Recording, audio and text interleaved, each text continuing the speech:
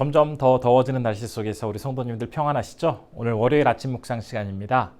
로마서 11장 13절에서 24절 말씀인데요. 먼저 말씀 함께 보도록 하겠습니다. 내가 이방인인 너희에게 말하노라. 내가 이방인의 사도인 만큼 내 직분을 영광스럽게 여기노니 이는 혹 내 고륙을 아무쪼록 시기하게 하여 그들 중에서 얼마를 구원하려 함이라. 그들을 버리는 것이 세상의 화목이 되거든 그 받아들이는 것이 죽은 자 가운데서 살아나는 것이 아니면 무엇이리요. 제사하는 처음 익은 곡식 가루가 거룩한즉 떡덩이도 그러하고 뿌리가 거룩한즉 가지도 그러하니라. 또한 가지 얼마가 꺾였는데 돌 감람나무인 내가 그들 중에 접붙임이 되어 참 감람나무 뿌리의 진액을 함께 받은 자가 되었은즉 그 가지들을 향하여 자랑하지 말라. 자랑할지라도 네가 뿌리를 보전하는 것이 아니요 뿌리가 너를 보전하는 것이니라. 그러면 네 말이 가지들이 꺾인 것은 나로 접붙임을 받게 하려 함이라 하리니 옳도다. 그들은 믿지 아니함으로 꺾이고 너는 믿음으로 섰느니라. 높은 마음을 품지 말고 도리어 두려워하라.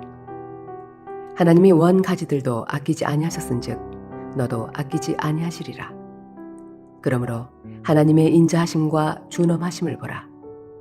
넘어지는 자들에게는 준엄하심이 있으니 너희가 만일 하나님의 인자하심에 머물러 있으면 그 인자가 너희에게 있으리라. 그렇지 않으면 너도 지키는 바 되리라. 그들도 믿지 아니하는데 머무르지 아니하면 접붙임을 받으리니 이는 그들을 접붙이실 능력이 하나님께 있음이라. 내가 원 돌 감람나무에서 지킴을 받고 본성을 거슬러 좋은 감람나무에 접붙임을 받았으니 원 가지인 이 사람들이야 얼마나 더 자기 감람나무에 접붙이심을 받으랴.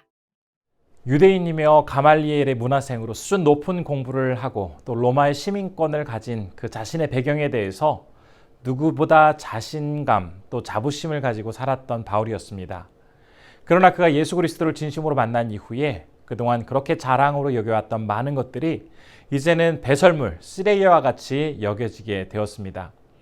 특별히 하나님은 바울을 부르신 이후에 그에게는 유대인이 아닌 이방인에게 복음을 전하도록 하셨는데요. 이방인들과 함께 교회를 세워가도록 하는 새로운 사명을 이 바울에게 부여해 주신 것입니다. 바울은 이 일에 대해서 정말 최선을 다해서 맡겨진 사명을 잘 감당하였습니다. 이렇게 그 일들을 감당해온 바울이 이제 오늘 본문 13절에서 짧게나마 자신의 그 간증을 하는 장면을 볼 수가 있습니다. 13절 말씀 제가 한번 읽어보겠습니다. 내가 이방인인 너희에게 말하노라. 내가 이방인의 사도인 만큼 내 직분을 영광스럽게 여기노니.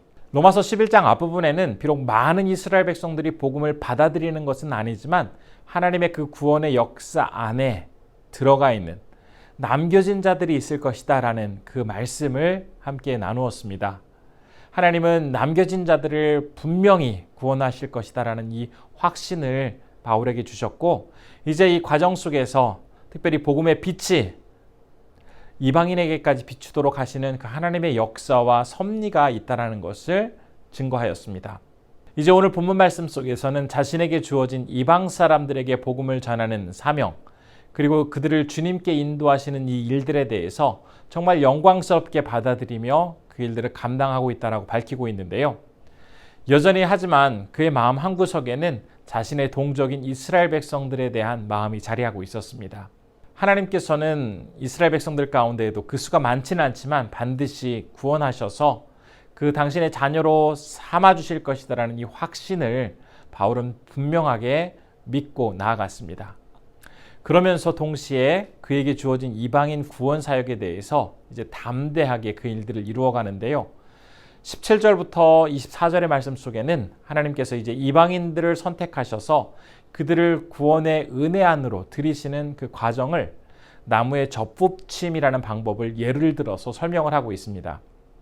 팔레스타인 전역에는 이 감람나무와 포도나무가 많이 자라고 있었는데요. 그렇기 때문에 지금 본문에 등장하고 있는 이 감람나무의 접붙임의 비유는 대부분의 사람들이 분명히 알고 있던 그런 방식이었습니다. 비유에 등장하고 있는 이 참 감람나무는 하나님의 백성을 상징을 하고 그 뿌리는 족장을 의미합니다. 그리고 그 나무의 가지는 수십 세기에 걸쳐서 이어지는 연속성을 의미한다고 볼 수가 있겠습니다. 그래서 17절에서 가지 얼마가 꺾였다라는 이 의미는 이제 약속을 따라서 살아오던 유대인들 가운데 이제 버림받게 되어지는 그런 자들, 그 약속 안에 들지 못하는 자들이 나오게 되었다라는 그런 의미인 것이죠. 그런데 이 참 감람나무와는 대조되는 그 돌 감람나무는 이방인들을 의미합니다. 그런데 이 돌 감람나무가 참 감람나무에 접붙여지게 되면서 이제 참 감람나무의 뿌리로부터 흡수되어지는 그 진액을 먹으면서 잘 자랄 수 있게 되어지는 그런 아주 놀라운 일들이 벌어지게 됩니다. 바울은 지금 이 비유를 통해서 분명하게 전달하려고 하는 내용이 있죠. 바로 참 감람나무와 돌 감람나무의 가지는 접붙임의 이 과정을 위해서 모두 잘려지게 된다는 것입니다. 그런데 이 과정에서 참 감람나무의 가지는 버려지게 되고 대신 그 자리에 돌 감람나무의 가지가 접붙여지게 되는데요. 역사적으로 믿음 안에서 하나님의 언약 백성으로 지내오던 유대인들은 그 지위에서 탈락하게 되고 오히려 새롭게 그 자리를 차지하고 있는 것은 이방인들이 하나님의 그 언약 안에 백성으로 들어가게 됩니다. 그러면서 새롭게 접붙여진 가지는 본래 생명이 아주 약하고 거의 없다시피 하였지만 이 참 감람나무의 뿌리로부터 공급받는 영양분 그리고 생명을 통해서 이제 생명을 유지해 갈 수 있는 그런 기쁨을 누리게 되었습니다.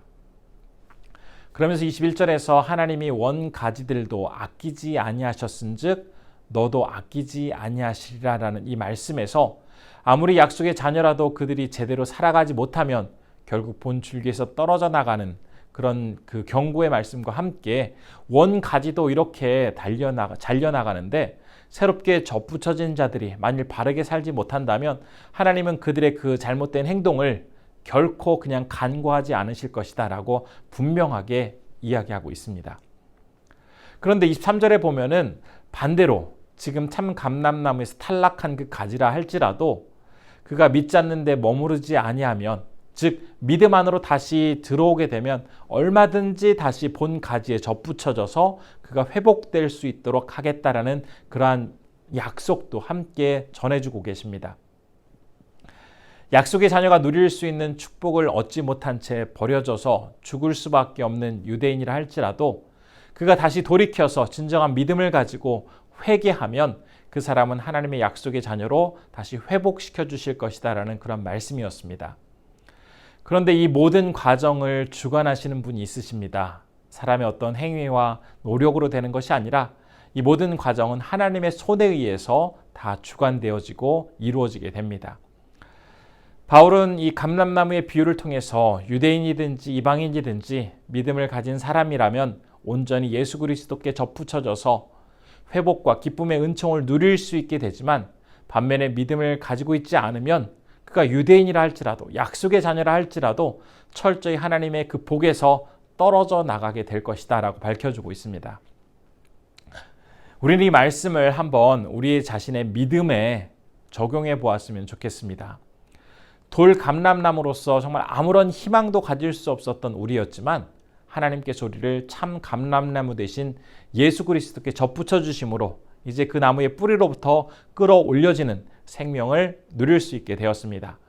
그런데 지금 나의 신앙 상태는 과연 참 감람나무에 접붙여져서 온전한 그 생명을 유지하며 누리며 그리스도께 온전히 기쁨으로 나아가고 있습니까? 마음속에 혹시 참 감람나무에 접붙여졌지만 제대로 살아가지 못하고 있는 자들을 향해서 비난하고 조롱하고 있지는 않습니까? 방탕하게 살아가면서 온전히 믿음을 갖지 못한 그런 사람들을 비방하며 반대로 나는 굉장히 잘하고 있다라고 오히려 교만한 마음을 가지고 있지는 않는지 이 말씀을 통해서 돌아봐야 하겠습니다. 오늘 말씀 가운데 23절과 24절의 말씀 우리가 다시 한번 읽어보았으면 좋겠는데요. 제가 한번 읽겠습니다. 그들도 믿지 아니하는 데 머무르지 아니하며 접붙임을 받으리니 이는 그들을 접붙이실 능력이 하나님께 있습니다. 내가 원 돌 감람나무에서 찍힘을 받고 본성을 거슬려 좋은 감람나무에 접붙임을 받았으니 원 가지인 이 사람들이야 얼마나 더 자기 감람나무에 접붙이심을 받으랴. 우리가 참 감람나무의 일원으로 살아갈 수 있는 이유는 원래 우리에게 그럴 만한 능력과 자격이 있어서가 아니라 하나님께서 그렇게 해주셨기 때문에 이렇게 기쁘게 살아갈 수 있게 되었습니다. 그런데 내 마음속에 이 신앙의 교만함, 어떤 신앙의 안주, 신앙의 권태 같은 그러한 모습이 자리하고 있다면 나를 생명나무에 접붙여 주셔서 그 생명의 은혜를 허락해 주신 하나님을 분명히 기억하도록 해야겠습니다. 그래서 오늘 하루 이제 살아가게 될 때 하나님의 은혜를 깊이 기억하면서 참 겸손한 모습으로 우리에게 생명을 허락하여 주신 참 감람나무 되신 예수 그리스도만을 온전히 바라보며 살아가시는 우리 성도님들 되시기를 진심으로 축복합니다. 우리 시간 기도할 때 첫 번째로 돌 감람나무에서 자라던 나를 참 감람나무 가지에 접붙여 주셔서 영원한 생명을 주신 그 하나님의 은총에 늘 감사하며 기쁨으로 살아가게 해달라고 기도해 주시고요. 두 번째로는 필리핀의 황태현 이춘선 선교사님을 위해서 기도하실 때 주님의 보호 안에서 귀한 동역자들과 함께 교회 지원 사역과 또 순회 사역을 은혜롭게 감당하실 수 있도록 기도해 주시면 좋겠습니다. 기도하겠습니다.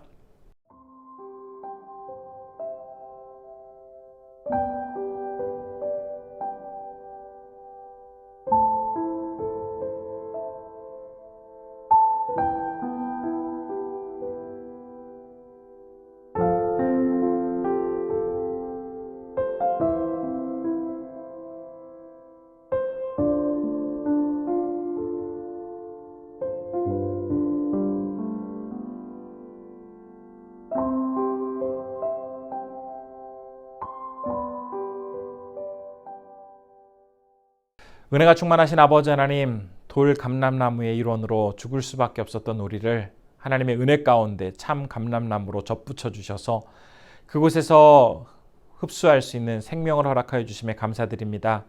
예수 그리스도로 말미암아 참된 생명을 얻게 된 우리들, 하나님의 자녀가 되었다라는 것이 얼마나 기쁜지를 이 말씀을 통해서 다시 한번 분명히 기억하게 하시고, 무엇보다도 주님의 자녀로서의 이 기쁨과 감사함을 늘 기억하며 겸손하게 주님의 그 뜻을 따라서 살아갈 수 있는 주의 백성들 되게 하여 주옵소서.